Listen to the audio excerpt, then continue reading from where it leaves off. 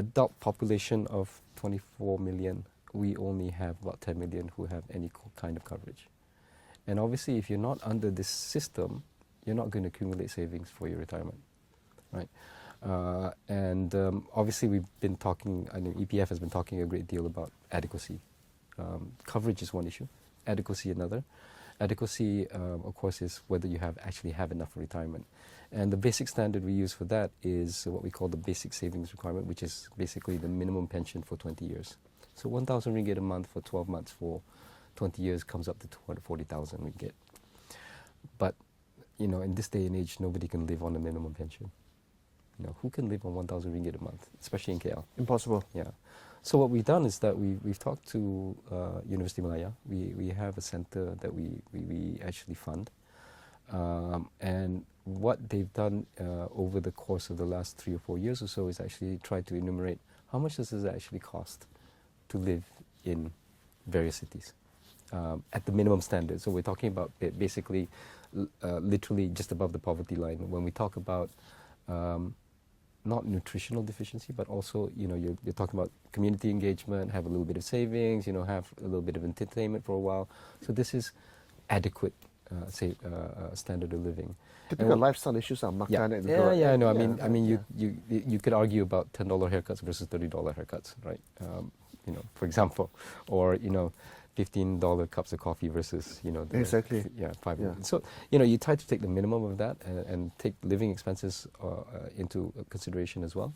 And the number comes up to 580,000 ringgit for KL. Wow. 600,000 ringgit. Close to 600,000 ringgit. So that's about 3,000 ringgit per month, which is the minimum per person, right? Minimum for one person. Oh, well, what we've done is we looked at it from well, you can do that from a single person. You can do that from, because what we did was we based it on different household sizes and household types. So this one, I believe, is based on a senior couple. So it's close to about 3,000 ringgit per month. For a couple? For a couple. Okay. And that's as it stands now, not accounting for inflation? Not accounting for inflation, not accounting for investment.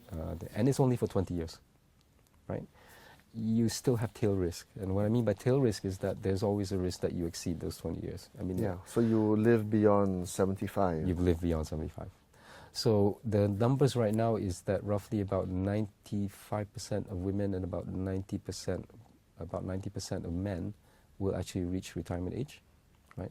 50% of them will reach the median life expectancy, which is 73, 74 for men and about 77 for women.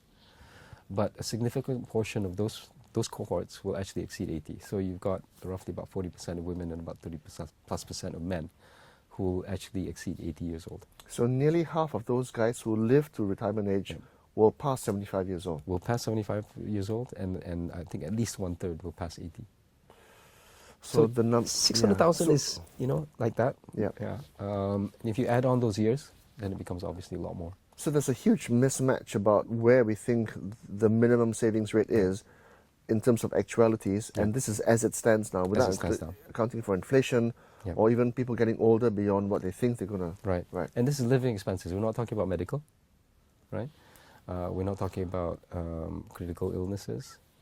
We're not talking about, we assume that you have your own house, right? So this is just purely living expenses, you know, being part of the community. And when we use that standard, 3% of EPF members meet that standard. Wow. 97, 3%? Just 3%.